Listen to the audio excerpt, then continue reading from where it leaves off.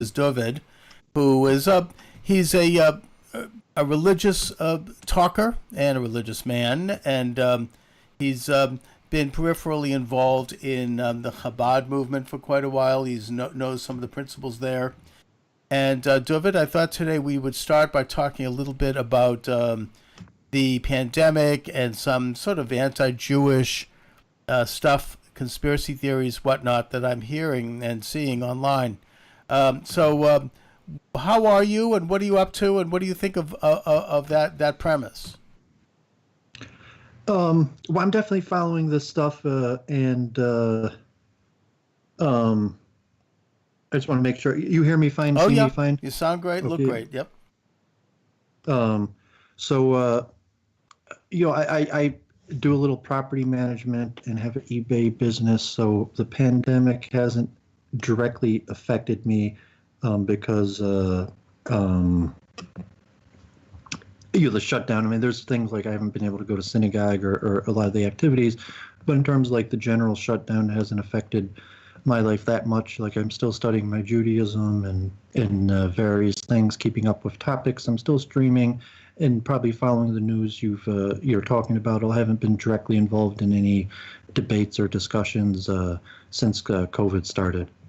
I did have JF Karepi on my show, actually. I invited, I'm not sure if you ever successfully set up a show with him, but I reached out to him and asked him to come on my show to talk about his book, The Revolutionary Phenotype, not politics, but kind of directly related to his theories on viruses and evolution. Interesting. I'll look forward to seeing that. Where can you see your show, David? On my channel, Duvid with 4 O's, and I think that's my second to last show, or third to last show. I did a series of shows, kind of like an overview on COVID, what people should know, kind of like the science and overview, and those are kind of the last shows. And I have a weekly Sunday night show with a woman calls herself Church of Entropy, and we kind of talk spiritual things, and I guess she's you call like a Western convert to Hinduism, if you might be an inaccurate way to say it, but we talk science and spirituality and also some related issues to politics, but I haven't been involved too much in political analysis. I'm glad you reached out to me. I have watched your show. I noticed you had Jay Dyer and Eric Stryker. I mentioned my first major online debate was against Eric Stryker, so I'm glad your show is doing well, and you seem to be having bigger guests and getting your technology better together to be on all these different platforms. I'm figuring out the technology. It's very tricky, but yeah, I mean, I did some very Stryker and Jay Dyer are both very interesting guests. In fact, Jay's coming on again with me Friday, and he's quite learned, and he's got a very broad and vast skill set in terms of knowledge. I really admire. Yeah, I'm not sure if you ever heard of Brundlefly, who was kind of like my booker, and he basically disappeared a good few months ago, but he had tried to set me up with a debate with Jay Dyer, and Jay Dyer had even agreed to it. And then right after he agreed to it, he got demonetized, and that was maybe even like 2 years ago. So it never happened. I like his content. I bought his first book on Esoteric Hollywood. Yep. And I thought I was going to debate him on an actual theological issue. I was going to debate him, on like the Christological interpretation of Scripture, but fell through. But that was what we were set up to debate, and we would have directly debated whether the Hebrew Scriptures point towards Jesus Christ eventually coming as the Messiah or not. And obviously, I would have taken the negative on that one, but it never happened. And your conversation was more like interview conversational, so it was very interesting. Well, while I generally avoid debates on Christology, I mean, I'll leave that up to the disputation at Tortosa, which I think is a lesson right there. Nevertheless, I do want to talk a little bit about two issues today, and one of them does indirectly deal with that. The first is the business of anti-Semitic or anti-Jewish conspiracy theory making its rounds on the internet as relates to the pandemic. And the second is a little bit about the anti-Jewish view of Orthodox Catholicism, but I'd also say most Christianities, as expressed by our good friend, Dr. E. Michael Jones, who I respect as a scholar, but who has this major element of his thinking that is, by his own definition, anti-Jewish. Firstly, as far as the conspiracy theories, my general sense is that a good representative of that, of course, is Dr. Kevin Barrett, who's also a very brilliant guy, but he's putting out there this idea that the Zionists, the Mossad, the state of Israel, has something to gain by this pandemic. That somehow, he doesn't come right out and accuse Israel of cooking it up in a lab, but he believes that Israelis, or that the Israeli Secret Service anyway, has benefits from it, and I don't really understand exactly why he thinks that. I don't see what Israel would possibly gain by this international shutdown of economies, including those in the Western democracies and in the United States. Israel is not really, I don't think, in a position to tilt toward China, even though there was recently an intrigue going on in Israel, frankly, with the death of the ambassador, the Chinese ambassador to Israel. Yeah, I was reading that this morning and about Secretary Pompeo that was supposedly increasing the pressure on Israel to look more into its relationship with China. And it's an interesting aspect that's more economical and political than conspiracy about Israel's role as kind of like an economic middleman between the West and China that goes in with the conspiracy versus, kind of like Kevin Barrett, maybe Adam Green, I think Whitney Webb. I'm not sure if you're familiar with her, but I think Adam Green relies a lot on her research, and she's somewhere in South America, and he's centering around this kind of big tech takeover, surveillance, military, global program. And that would be the concept that's going into Zionist. So it wouldn't necessarily be like your typical Jew or typical Israeli, but you're talking about kind of like a Bilderberger type social media CEO, populist type idea where the goal is to create a global military state. And there's certainly parallels and correlations that you could argue certainly with Israel, and in my concept, being basically a military state and handling the COVID crisis the way a military state does, and from that perspective of a global conspiracy that eventually what they're trying in Israel, they're going to try on you. Well, yeah. I mean, first of all, the Israel is a militarized state. That is true. I mean, it's a state that faces a genocidal threat from enemies around it, and particularly right now Iran, which is threatening to fire missiles at Israel, and there's certainly no reason to believe that they're not working very hard to build those missiles. So Israel, and they have proxies in Syria and in the Gaza, of course. So Israel's we don't have to debate this politics, but because the issues of why Israel, or is Israel just in doing it, but in terms like, okay, Israel is, without saying it's pejorative, you could argue maybe it's a good thing, but Israel's a kind of a military state, and it's kind of a surveillance state, and it's likely that's why Israel has been so successful relatively in fighting COVID-19. And you see all these various technologies that people are scared of in America, of tracking and trace testing, and certainly all these cell phone technologies and different apps that are coming out that are basically designed to track people and keep them along with COVID-19 state regulations. That certainly there's a connection. Like, to say there's a conspiracy for Israel to try, in the globalist or whatever, to is much more loose, but just like a simple logic to say that kind of like the police militarization. There's a connection between Israel and the militarization of the police in America that could be taken conspiratorial, or if you're pro-Israel, you could say it's a great thing, like, okay, all my local police officers, go to Israel and get trained in riot control in Israel. But if you're, Ahmed Arbery or something like that, it's the militarization of American police in Israel is a culprit. So I would put that as a legitimate conspiracy, so to say, that Israel has reason to try to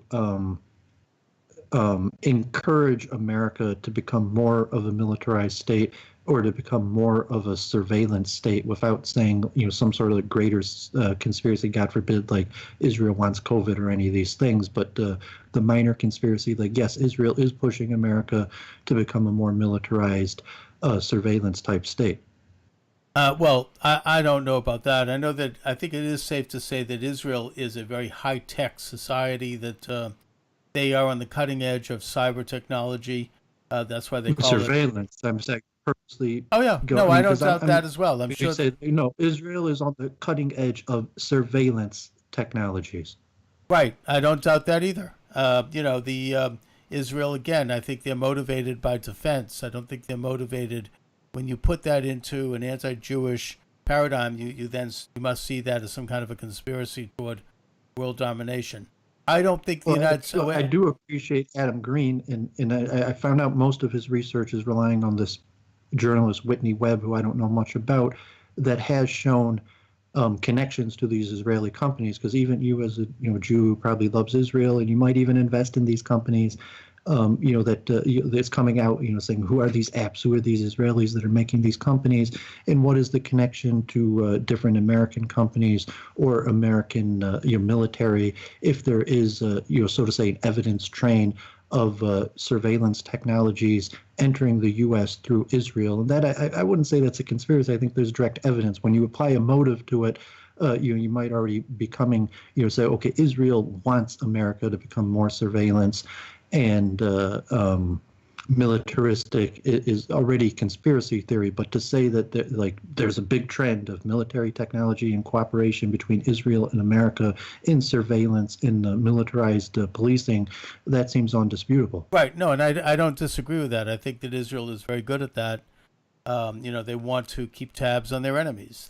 They want to make sure. Was that bad for America from that perspective? Well, when you're looking at and they very well may be coordinating with American police, and that's not good. But I don't think that means that therefore Israel wants the United States to become more militarized. I think that it's that Israel specializes in a lot of things, and one of them is this kind of technology, security, maintenance. So that's because you got people, suicide bombers showing up.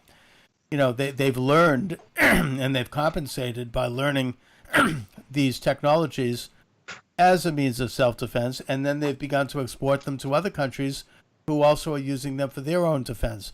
Now, that doesn't therefore, and I'd even go a step further and say that regarding some of the conspiracies that are promoted by people like Kevin Barrett and others, that the Israeli Mossad, the Secret Service, the intelligence department, which of course none of us know what they're doing because they're secret. I don't have any inside track there, but I think that, and as an outside observer, I would say that they probably are intersecting with the intelligence agencies and security apparatuses of other nations, including the United States, the CIA, probably Britain, the MI5, probably France, and who knows who else. So, there is this kind of interconnectedness of intelligence groups around the world. And that, they probably do have a little bit of an orientation toward control, and that control can spill into areas of civil liberties and of the, censoring out of alternative views and of controlling people. I don't doubt that at all. I mean, I've had guests on who have talked about MK Ultra, which is the U.S. version of intelligence and mind control and population control and other programs like that. And I have no doubt that the establishment in Israel is probably very much enmeshed in this kind of thinking and in this kind of international apparatus, and it's very troubling.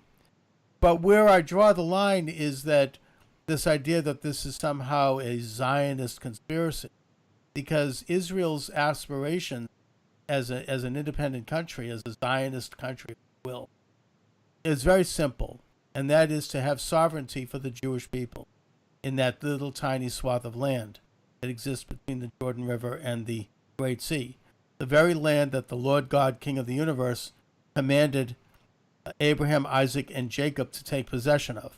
It is part of our faith. It's not seeking expansion. It's seeking a peaceful relationship with other nations in the world, or at least a normal relationship, an end of war with other nations in the Middle East. And in fact, Israel's doing that. They've gone a long way toward developing positive relationships with Arab and Islamic countries in that region, much more so than any of us could have imagined, even maybe 10 years ago. So, they're not interested in world domination. That is an old anti-Jewish canard, and it's based upon something we could get into in a minute here. But go ahead, Toby. I mean, we don't need to turn this into an argument of Zionism where we say, like, yes, we are interested in world domination. I'm sorry, Chuck. Like, you're just not a very good Jew. Like, we are interested in world domination. What are you talking about? Or something like that. So, like, what if you're saying, like, no, that's just an anti-Semitic canard. Yes. And then someone like Christopher Van Jerkness or Adam Green or something gives you a list of, like, statements from the Talmud and sages of Jews who disagree with you and say, like, no, actually, like, I kind of like the idea of world domination one day, and I think that does go along with my Judaism. And here's this, my fellow Jew Chuck saying that Judaism has absolutely nothing to do with world domination. Well, first of all, David, I had an interesting guest on a couple of weeks ago, Jan Irvin. I don't know if you know him. You should have him on Logos Media. He's done a full, because I've wondered about the Talmud, and he's done a full and thorough examination of the Talmud. He's written a pretty good manuscript on it. You should check it out. Ask him for it.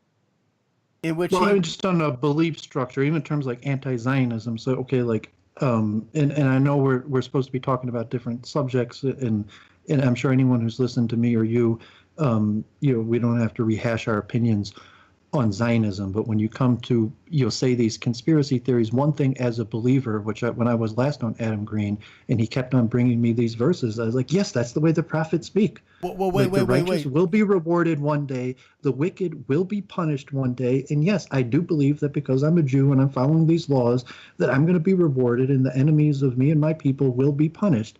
And you say, okay, does that mean world domination? And you say, well, there's a lot of verses in the prophets that kind of point towards the picture that, like, the Jews are going to be the top of nations at the end of the day. I reject that. And if you say, okay, that doesn't mean, well, I think that was Adam Green. Like, I mean, you wouldn't reject that I could bring 100 Bible verses that say at the end of days the Jews will be on top and the nations will be on bottom.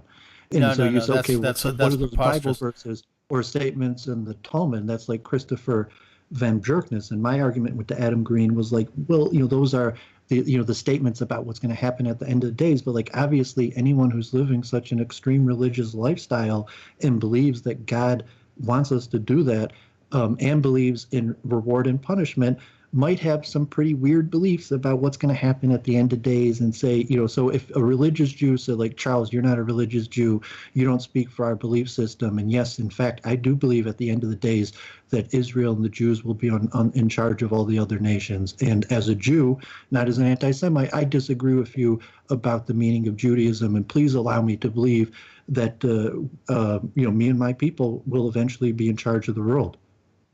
The analysis of the Talmud that was done by... I'm not saying that's my direct belief. Wait. Let me say something. Come out and say, like, that's completely heretical. There's no Jew in the world that believes that. And it's like, I think I know quite a few Jews that believe that.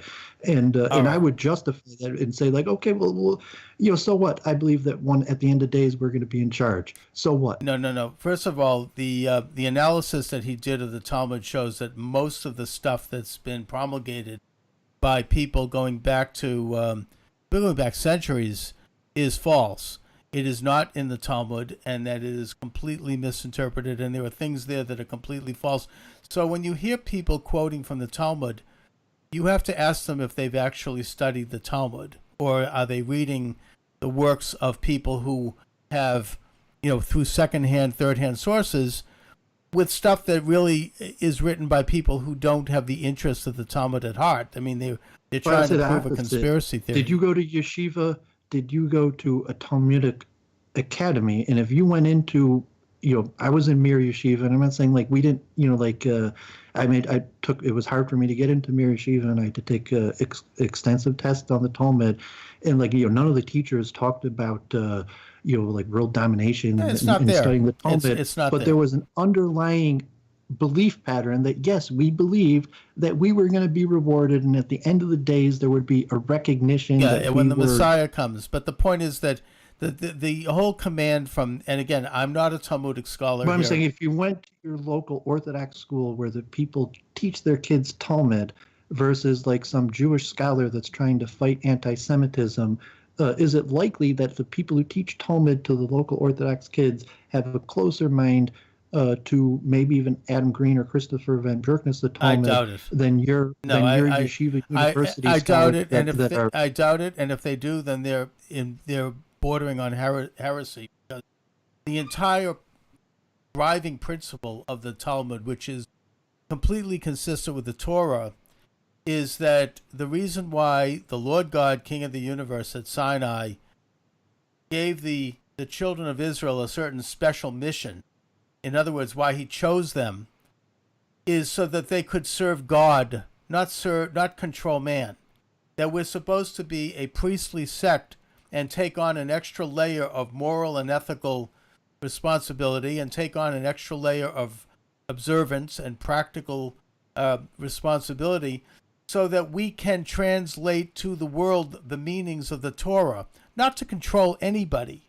We're supposed to serve. We're not here to control. There is no command for the Jewish people, for the children of Israel, to control anything other than that little tiny swath of land that God pointed to us. Well, and that I that's would Israel. agree with. I mean, I wouldn't agree that they're about the Zionism or Israel, but I mean, I always defend that, like, no, Jews don't want to control the world or control other people, but we do believe that eventually God will reward us. And offhand, I could name 10, All right. 10 Look, more at the end statements in times. the Talmud that clearly say Sure. that, like, yeah, we're going to be on top in the end. Well, look, David, at the end time, when the Messiah comes, and may he not tarry, then there may be some kind of a scenario like that. That's also true in Christianity, where at the end time they're raptured up into heaven and everybody else is cast into the pit of hell. I think Islam has a version of this with the Mahdi. So as an Orthodox Jew, I say, no, you are in fact the heretic if you do not believe this stuff. You say, like, No, I'm not saying claiming to be in the camp of a believing Jew. No. And you don't believe at the end of days we're going to be on top? At the end of days, when the Messiah comes, there's all sorts of that kind of stuff that'll happen, but that's not relevant to what we're talking about today. We're not commanded to control the world to make that happen. We're simply commanded to have a heightened level of spirituality, a heightened level of ethics, so that we can serve as a light unto the nations, as an example, as a witness to the existence of God.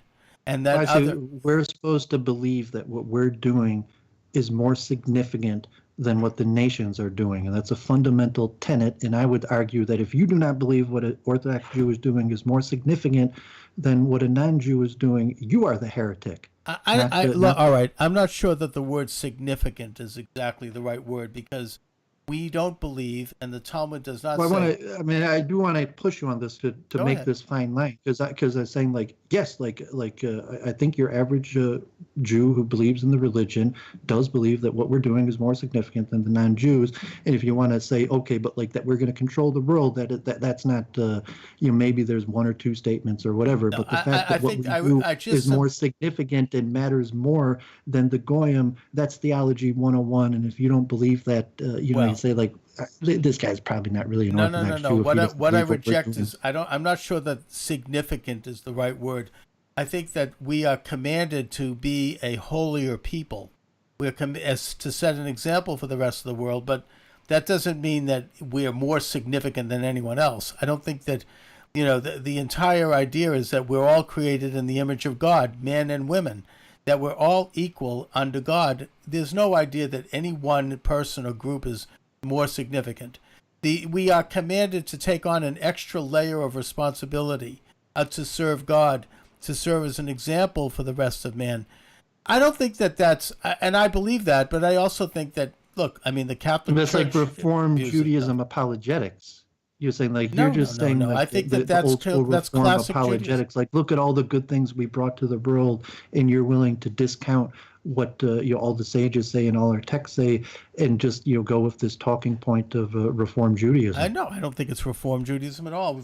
Reform Judaism wants you to be, social justice, like some kind of a communistic idea. No, I think it's a religious idea. It's a belief that we have to observe things like the whole Putting on kosher tefillin with and like also these that we have to laws. believe in the ethical and moral principles that are laid out and were really clearly laid out by Maimonides and by other sages, and that are completely consistent with the Torah, particularly the book of Leviticus. That we're commanded to follow those things specifically, and more of them than the rest of the world, which is really falls under the rubric of the Noahide covenant. And the reason that we are commanded to do that is so that we can be witness to the existence of God, and that once the world knows God, then the messianic age will happen. It's not that we're more significant or better than anyone else, but I want to move the conversation, David, to Christian, conventional Christian or Orthodox Christian anti-Jewish views, because I think that it's safe to say that the Vatican and most of Protestantism has rejected those views, particularly after World War II and the Holocaust. But they continue to be. We say most of the leadership or most of the opinion was okay. I think Officially both. after Vatican II, I think both. versus, and then it's probably geographically tiered. If you meant Catholics in America versus Catholics in Mexico, if you looked at ADL survey or something like that, and you say, well, Catholics in Mexico seem to, basically majority still have the pre-Vatican II positions. It's only Catholics in, maybe America or certain countries in the West that have conformed to the new Vatican II. Well, that may be. I mean, I'm using a very broad brush here, and I'm suggesting that in general Christianity has changed since World War II. There are various degrees. Even I remember growing up in Catholic area. All of the people I knew were Catholic, and that they had, they believed, you guys were responsible for killing Christ, and that you're going to go to hell. I mean, I was told this, and that you're going to be burned. And well, it's interesting that you selectively use the sages, and that's kind of my unique take. If you look at what's the difference between Yechilma Paris and the Ramban and Maimonides when they were questioned about Christ, and that the Ramban in Yechilma Paris says, I don't even know if Christ existed, and those statements in the Talmud probably referred to a different Jesus, as opposed to the Rambam who says, yes, Jesus was a false prophet and we crucified him, and it was the correct course of action.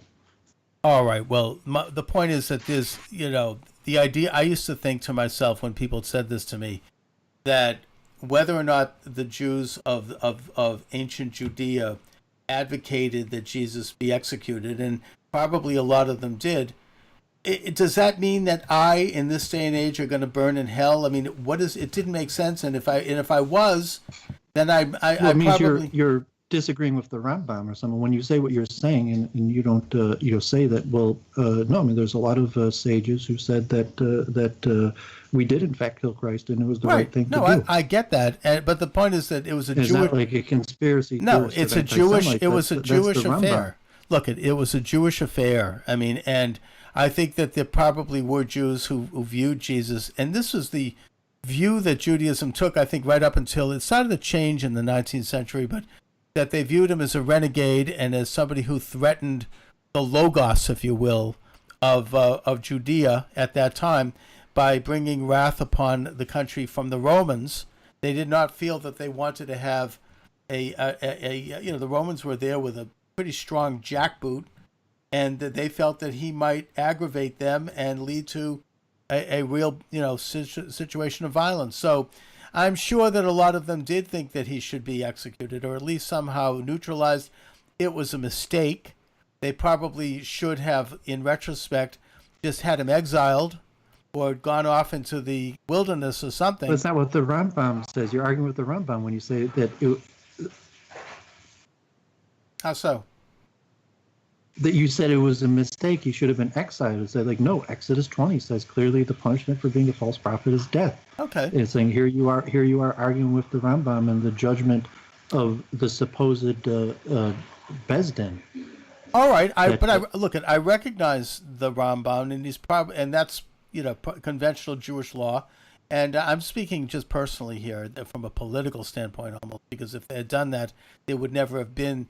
I mean, the whole Christian ideology is based upon the martyrdom of Jesus. We could have avoided all of that. There probably never would have been a Christianity without it. So, in retrospect, from a sheerly political secularist view, it would have been better if they had just said, look, either ignored him or sent him off into the wilderness. But I recognize also that in Jewish law, there was justification for having him executed because he was posing as a false Messiah and he was subverting the Jewish logos, as Dr. Michael Jones likes to say. I don't want to get too veered, and we could do a whole show on this about the original split off between Ashkenazic and Sephardi Jews, and Rev the Baragola, the mayor, why is the name slipping me? The man who instituted the polygamy ban also negotiated the money lending laws with the church, and also was part of the laws of Ashkenazic Jews marrying freed slaves. In that Ashkenazic Jews are believed to be 60% European, as were Sephardic Jews, even though they resided in European countries, don't. And part of that was disputes over these Christianizations of can you marry freed slaves and convert them to Judaism, the polygamy ban, and the money lending laws. And then when you look with Yechilna Paris and the Rambam, they're arguing with Christian Europe, preferred to take the path of saying like, well, I don't really have an opinion on Jesus, as opposed to the Maimonides more in Muslim lands just said, no, it's a fact. This man did a crime. The proper crime was execution. And in terms of Judaism, that's what Paul always, is complaining about Charles Moscowitz. He just, I don't want to say dishonest is too strong of a word, but you're saying Jews don't believe that, and then Duvid's coming in and saying, well, actually, there's quite a few Jews who believe this, and it's not just random sect. You're talking about like Maimonides, one of the most revered of all the sages. No, I'm not saying that Jews don't believe that, and I'm not saying it's not part of Jewish law. I think that yes, he probably under Jewish law. You can make the argument that they could have advocated that he be executed. Even the question about what, are Jews going to be in charge? And I said, well, you're arguing with the Rambam. The Rambam says we're going to be in charge. And you're like, okay, that, like I argue with Adam Green. You're like, okay, but that's talking about what's going to happen when Messiah comes. All right. I don't think the Rambam meant we were literally going to be politically in charge of anybody. He was, but maybe he did. I don't know. I don't think so. But putting that aside, again, I mean, I think that these, the Jews of the time in Judea, they didn't believe that Jesus was the Messiah. They wouldn't have wanted him to be executed if they actually thought he was, and so thus they believed that he was there as a renegade and to disrupt the society. Now, conventional Catholicism, and E. Michael Jones is clear about this in his book, The Jewish Revolutionary Spirit. They viewed that the Jews who accepted Jesus became Christians, and those who didn't became Jews, and that Judaism somehow became a new religion, and it was based upon a rejection of Jesus. And this is like this kind of, it's as if Judaism as a faith and that the Jewish people don't exist for their own reasons. It's like we don't have our own raison d'etre. And it's just it's a pervasive Christian view that I think was in place right up until maybe recent centuries, and it's wrong. And I think that history has proven it to be wrong. That Judaism is a vibrant, organic faith that continues the covenant of Abraham and of Moses, and has done so every single day from the day of Moses right up till today. It has nothing to do with Jesus. It has nothing to do with Mohammed. It has nothing to do with any other figure. We exist as a priori. We are who we are. And But if you accept the idea, this Christian idea that Dr. Jones promotes, which is that by rejecting Jesus, we became revolutionary. We became against the Logos, which is also easy to disprove, because Judaism is all about Logos. We're all about law. The Talmud is all about law. It is about observing the laws of the Torah. But if you accept that principle as he presents in his thesis of his book, then you have Judaism responsible for every revolutionary movement ever since the cross. And that includes, he really has a very broad definition of what that means. For him, that means Martin Luther. It means the Protestant movement. It means the United States. It means Great Britain. I said to him when I've had him on many times, I said, if you're going to blame the Jews for the United States, I'm happy to accept that one. That's a good one, because if you want to consider us revolutionary, I suppose that we are revolutionary in that we reject the authority of the Vatican, which is, I think, how he defines revolutionary. But it's going to go back to this. Is what E. Michael Jones, in essence, saying in line with spiritual, mystical Judaism, but from a negative take? And then the question is, a religious belief.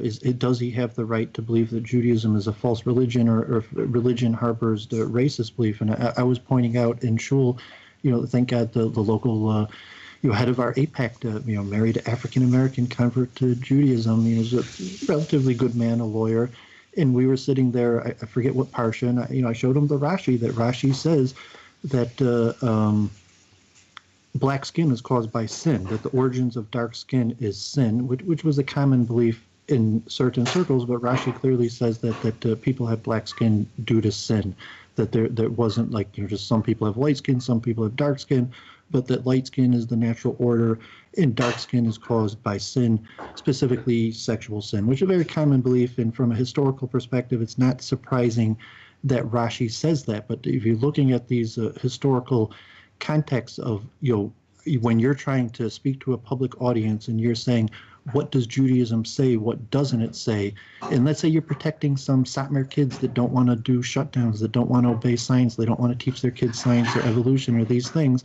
And you're saying these kids have a right to to indoctrinate their kids with whatever the hell they want. And if they're telling their kids that because they have, their chosen people and COVID's not going to affect them or something, and whatever that probably isn't true. But, from a certain perspective, like the Israeli anti-Haredi stuff or even American anti-Haredi stuff is sometimes stronger than the anti-Semitic stuff. But from libertarian perspectives, I protect the right of my fellow Jews to believe these things that I would consider ridiculous. And then if you're going to come back and forth, well, what about Rashi? What about Maimonides? Weren't those guys known racists? Didn't those guys say horrible things about Africans?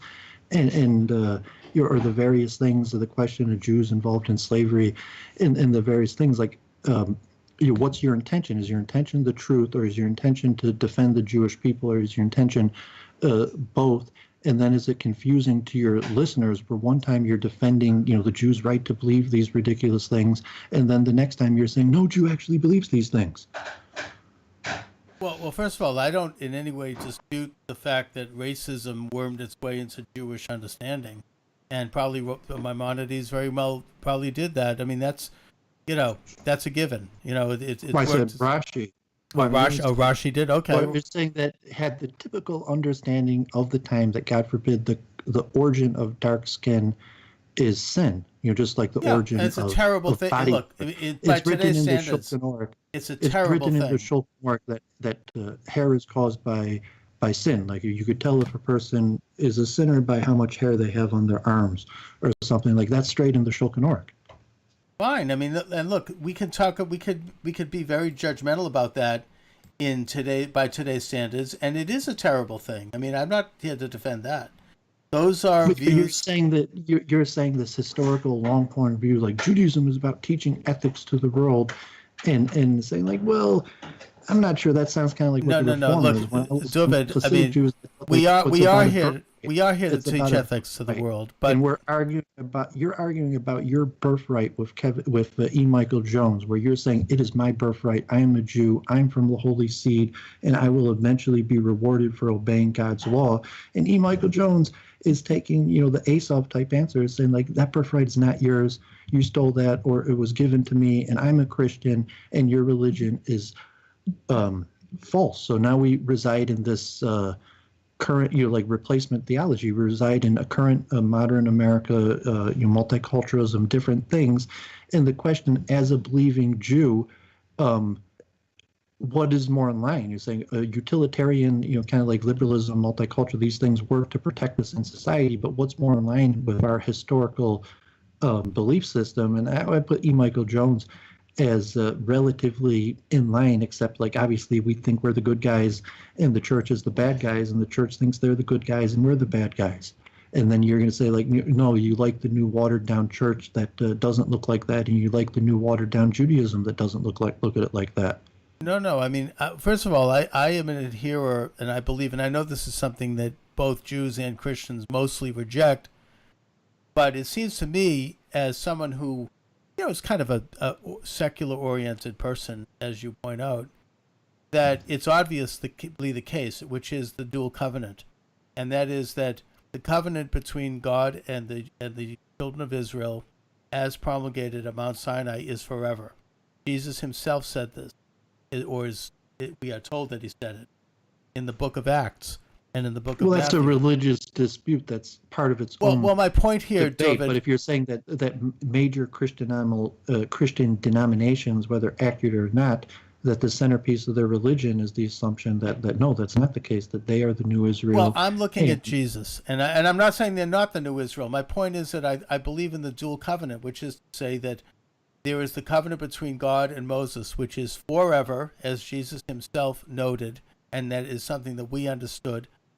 But that there was also the covenant, and it seems obviously the case, with Jesus and the rest of the world, and that was a new covenant, and that Jesus probably, if you look at it on a strictly Jewish standpoint, he probably was a Messiah in the same way that we might consider the Rev Schneerson to have been a Messiah. He really did come and create this new means by which a huge portion of the planet could embrace the moral and ethical precepts of the Torah.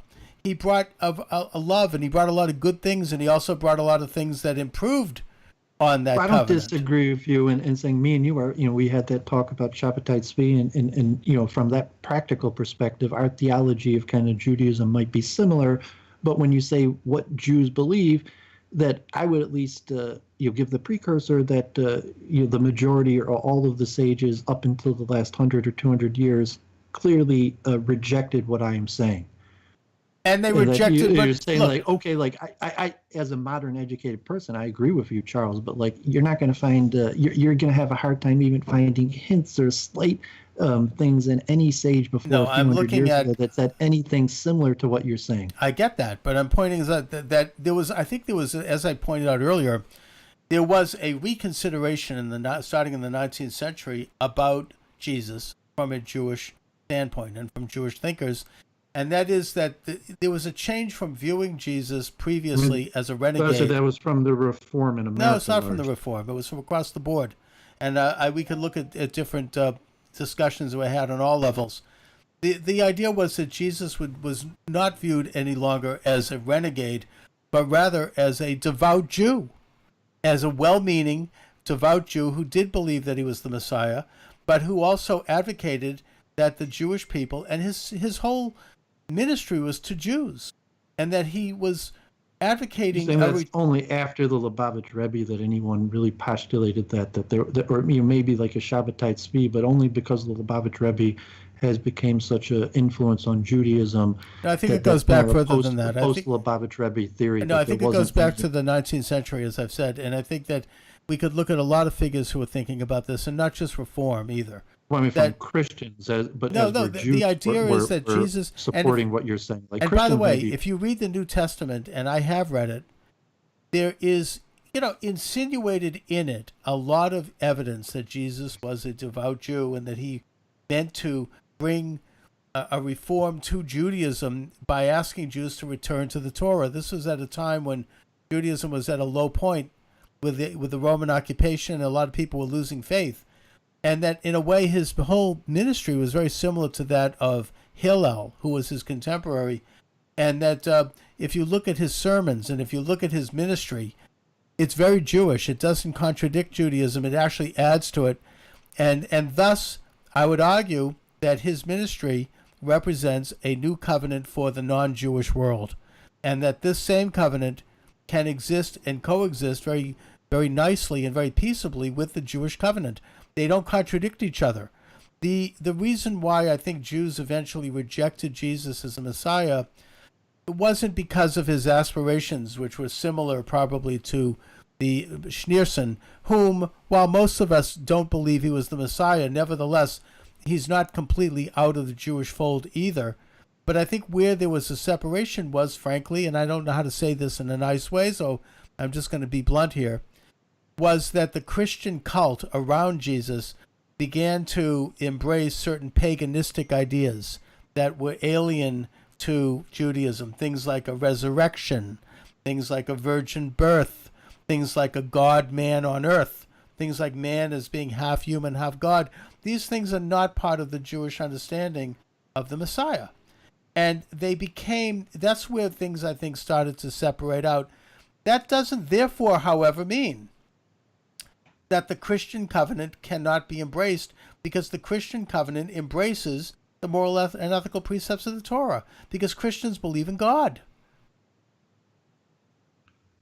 Well, yeah, and I mean, if we want to try to, I'm not sure, do you watch Henry Abramson ever? Now he's the Dean of Turo. I have watched him. Yeah, he's brilliant. He's very good.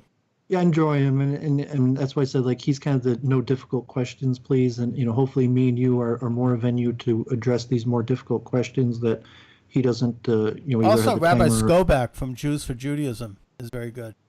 But I mentioned, because Henry Abramson has a lot of this history of anti-Semitism, and he did a recent video on the crash course in history where he's covering the 21st century, and he always mentions the historical developments, the pre-Christian to early Christian to Middle Ages to modern. He saying that in today the largest forms of anti-Semitism are racial and Zionistic and don't have a religious basis to it.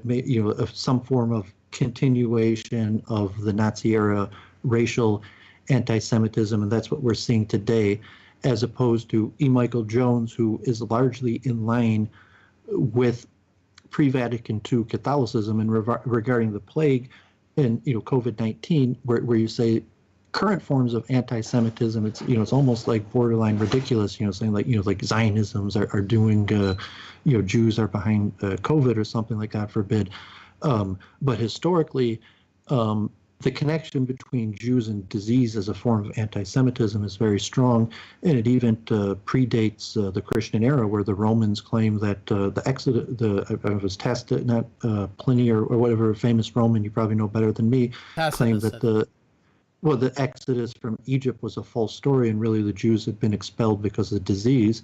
And all throughout Europe, it was one of the most common forms of anti-Semitism was this belief in connection to plague, and certainly the reason why Jews ended up in Poland in the expulsions, that a lot of them had to do with money lending, but a lot of them had to do with blaming the Jews for the plague and the kicking the Jews out after the plague, and why our ancestors probably ended up in Poland was probably more related to the plague than money lending. And so you have guys like E. Michael Jones, who are scholars, versus your modern day, we'll call racial counter-Semites that may not know the history, or they might not care about the long range of Christianity, because they're not drawing on Christianity as their source.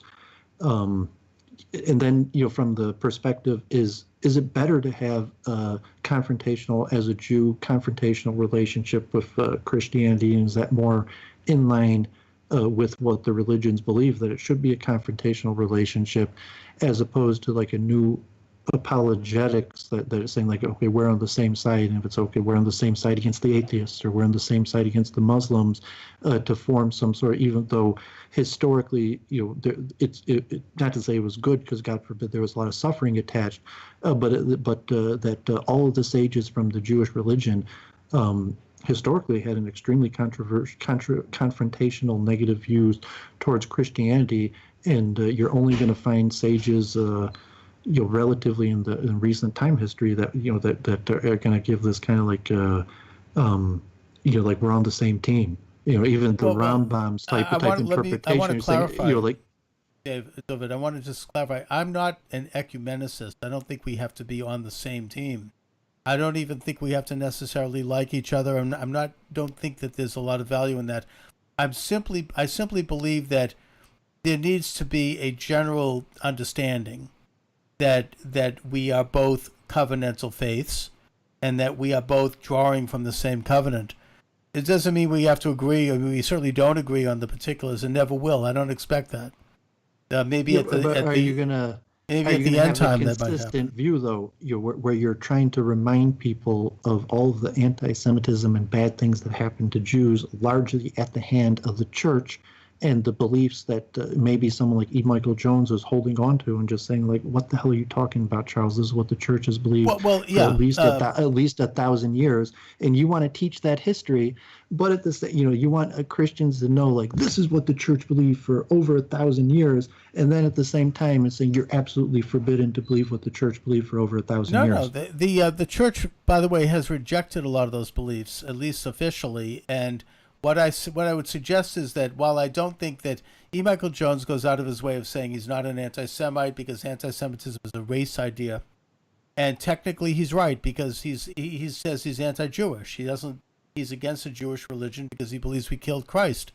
Well, he's philo-Semitic too, in the sense that he believes that the role that the Jews play in the world is more important than the role of other people. So he's somewhat in line with Orthodox Judaism, and I mean, I call him a philo-Semite, but within the anti-Semitism, his theory necessitates that God cares more about what the Jews do than what other people do. As a Christian, I pressed him on that, and I was like, where he was like, like if logos just means the rejection of Christ, what's the special connection between Jews and other people? And then he, kind of went back to this chosen people idea or a certain thing. But I think Michael Jones would say that there is some specialness between God the Creator and the Jewish people, as opposed to maybe Adam Green, or I mean his belief, or your Eric Stryker, who said there's absolutely no special connection between God and the Jewish people. I don't think he does. I mean, I pressed him on that also, David. We can't speak. You do accept from whether E. Michael Jones himself, but like Eric Stryker is rejecting that there's any specialness between God. Yeah, that's fine. And the Jewish I think that is the view. A Christian person, maybe E. Michael Jones, maybe not, is saying like, no, I mean the Jews are still God's chosen people, but chosen to suffer for rejecting Christ or something like that. That's right, and that's what I think. But as a believing Jew, of course I don't believe that. But the point is that too. But to say that our beliefs are more in line with E. Michael Jones than Eric Stryker. No. There's an irreconcilable difference there. But I think E. Michael Jones on my program, and in his book, and again, I'm not trying to speak for him. We'll have him back, but he takes the Augustinian view, which is that. This idea of sicut Judaeus, that the Christians have to protect the Jew and not harm the Jew and allow the Jew to worship, because they are worshiping from the covenant, and they are an Old Testament people, but because they rejected Jesus, they are to be punished, and they're to be holding second-class citizenship, and that they're here as a witness to the falseness, to the fact that Jesus was the Messiah, because of their suffering. Because this is why he's anti-Israel. Because of the fact that the Jews have asserted sovereignty in Israel contradicts this idea. But he believes that there's some sort of divine power that gives the Jews more, power than we would actually have, whether it's a demonic force or saintly force. Even if you say he believes it's a demonic force behind the Jews, at least he believes that there's some supernatural force behind the Jews, as opposed to your modern day counter-Semites who just reject supernatural forces, period. I agree. Yeah, and it's probably demonic, what he believes. I Anyways, mean, would you David, rather have someone who believed in the demonic force, or was would you when you say I'd rather be left alone. I don't need them to believe in. They can not believe the demonic force or the covenant. I would just assume they leave me alone. That's what I'd rather see, and let them practice their own faith. I mean, a lot of the early Christian faith, or certainly the pre-World War II Christian faith, is almost like it exists. It needs Judaism to exist. It's almost like, it's a major case of projection. They say that Judaism was created as a rejection of Jesus, which is easy to prove otherwise. But yet their entire faith is based upon having the Jew around so that they can have witness to Jesus' validity. And it aggravates them that we've rejected him. So in a way, that's one of the founding principles of Christianity, this whole idea that the Jew has to be suffering, and that while they're not anti-Semitic, nevertheless, it is that idea that led to anti-Semitism. It is that idea that contributed to the Holocaust. And that's why I take major issue with a well-meaning scholar like E. Michael Jones who is promoting such ideas. It is dangerous. Well, if I put it back to Rabbeinu Gershon and say, well, I forgot the name Gershon, Rabbeinu Gershon, but assume you're familiar, and it's the most famous, the polygamy ban. But he also negotiated with the church certain laws regarding Jewish, how Jews could own slaves and freed slaves, and money lending laws. So you're saying that a lot of these things that the church viewed Jews upon were actually negotiated by our leaders with the church. And so it's okay that, we only went into money lending laws of this and this, but you say, well, what Rabbeinu Gershon wasn't part of those negotiations? Well, first of all, Judaism does not condone money lending or usury. It allows it, but it doesn't condone it. And that the fact that there was Jewish usury in Europe was a collaboration between the church and Jews. Sages that we equally venerate responsible were part of those negotiations. Yeah, because the church and the Jews of Europe went into an agreement. Both sides are responsible, and that in exchange for engaging in usury and in credit money, which helped the princes, the Jews would get protection for their community. Don't forget, it was the princes of Europe, and including Protestant princes, who were in power. They had the armies, they had the physical power, they had the country. So the Jew would have, in exchange for engaging in raising money during wartime, and this particularly took off during the 30 Years' War, that they would allegedly get protected status in that kingdom. And sure, they made money from it. So didn't the princes. I mean, both sides made money. It was an agreement. It didn't exist in a vacuum. It existed as a partnership between Jews and Christians. And the Christians, it was like they were sort of served as agents. So I don't think that it's quite fair to... My rabbi, who happens to be named, local modern Orthodox rabbi, happens to be named Yechiel, always mentions in the disputation of Yechiel Paris in 1240, that I think comes after Maram Rottenberg, although it comes out about this Donin, or not Donin, whatever Nicholas Donin, yeah. Yeah, Donin character and rejection Talmud. of Christ, that the precipice for that was actually a dispute over interest rates. That if you read Yechiel Paris and Mayor Rottenberg's writings, that it was more a dispute over interest rates that eventually led to the disputation with Donin than actually over Christianity. Could be. The point is that, look, I think that there are good reasons outside of anything to do with Judaism or Christianity to reject, credit banking, and to reject this whole edifice of anything but constitutional money. And I've written a book on this topic actually called The Art and Science of American Money, where I get into this. But you're going to take that up with our sages, though. I'm simply pointing out that, I like Maram Rottenberg, I like Yechiel Paris, but then you're writing a book that disagrees with them at the same time. I do, and the point that I'm making is that there's nothing particularly Jewish about money lending or about credit banking systems or debt. This is something that existed and was created as part of a dual negotiation between Jews and Christians. It was not, the idea of putting this on the door of Jews and claiming that we're into this and that somehow Judaism condones it, which it doesn't. is false Well, it and does. is I was bad. saying I did an overview on my channel. I was saying it changed that up into the time of the first Ashkenazic rabbis that allowed and propagated money lending. That in the Talmud, in the Goanim, money lending has a negative thing. You can't trust the Exactly. money lender. You can't use them as a judge in various things and a few statements. But by the time the Rishonim in Europe, and I say Mayor Rabbeinu Gershon, Moran Rottenberg, Yechilma Paris, these people negotiated with the church, the Fourth Lateran Council or whatever, or the one that dealt with the money lending laws, that are what we call Rishonim, Ashkenazic Jewish rabbis, changed Judaism into a money lending religion, and that is the official No. today. If you They look compromised. in a halakha, if you look in a modern version of Jewish law, you might go back to the Talmud and these pre date, but that's not how Jewish law precedence works. And over the last 800 years, specifically Ashkenazic Jewish, and eventually resunk into world Jewry, did become a money lending religion. No, it became Jews became involved in the business of money lending, along with their partners, the Christians. That doesn't mean that Judaism itself became a money lending religion. Anyways, David, I'm kind of reaching toward the end of the program.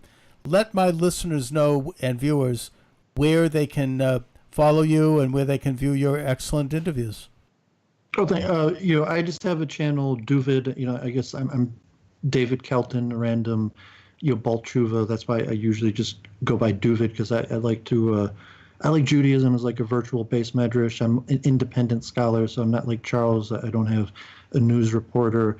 I don't, I like following the news, but I don't have it in me to have regular programs. So I just like talking to interesting personalities or putting forward. Well, that's how I do it too, David. I mean, you became a regular. I'm trying to do it regularly, especially now with the pandemic. I'm kind of have a lot of more time on my hands, but I'm independent and I interview people based on what I'm interested in at any given time. It's not, it's nothing coordinated about it, if that's what you're implying. Well, I was implying, and even I mentioned on my Sunday show that you're kind of like almost like an amateur radio professional. Obviously, it's hard to make a living in radio, right. But I was putting fair. it like my wife tells me it's a hobby. Well, I'm kind of like an amateur scholar that uses media to put out my scholarship. Is where I was putting. Okay, I'm sure. I mean, you're not an amateur scholar. You've actually published books, but I was putting you almost in like a level of like a media professional. But if you check my channel, like it might be weeks before I have content. I have an interview tomorrow with as mentioned, this famous author of historical stuff about the Hare Krishna movement. Right. That I mean, me and you could go. We could probably have 100. We could probably have 100-hour series on arguing about Judaism, and it's interesting. And we didn't even really talk about what you had set out, because it just turned into a more internal. We got to most of it. An internal dispute about how we could do Jews look at the world, and I think we could do some interesting programming together. I'd like to see if we could get Adam Green to come on with us. That would be amazing. I could mention that, but I said I'm not exactly sure what the show is. I'm saying if you just want me to try to book an interview with Adam Green, or if you kind of want to interview and you want me and you to kind of just like what makes Adam Green tick, as opposed to the reason, interview. Just so anyone doesn't think I have an ulterior motive here, I don't think Adam Green would come on with me, but he might come on with you. So that's an end run around my getting to interview him if I do it with you. Anyways, David. What's the show? I almost reached out to ask him, and I don't mind asking him, but I'm saying what's the goal? And I guess he fears that your goal is just to try to expose him as an anti-Semite, so it's a lose-lose for him. No. I mean, I want to understand what makes him tick, why he thinks the way he does. Anyways, David, thanks so much again for joining me. Let's talk again soon. Have a good one. Yeah, thanks a lot. All right, David. Thanks a lot. Take care. Okay, yeah, look forward to you posting. Thanks a lot. You bet. All right.